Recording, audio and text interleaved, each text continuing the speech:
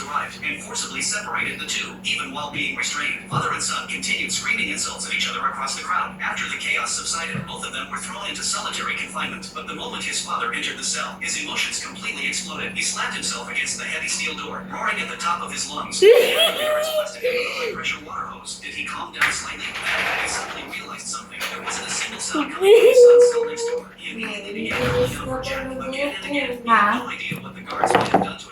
Uwi ka na kay nanay, babe. Babe, uwi ka na kay nanay. Hindi. Uwi ka na kay nanay. Hindi.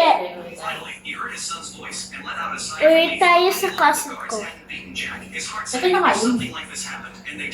Uwi ka tayo, uwi ka na. Uwi na tayo sa Amerika. May bahay ka doon?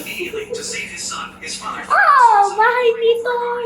Uwi ka na kay nanay, babe. Hindi. Tapos babalik na ako kay Kuya Chan. Hindi. Si Toto Tim, babalik na kay nanay.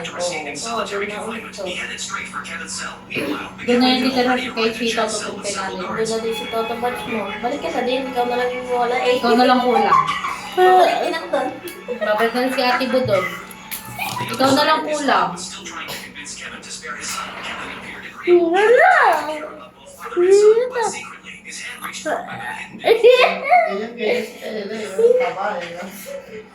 Anak? Ganyan-ganyan ka doon. Bakit ba?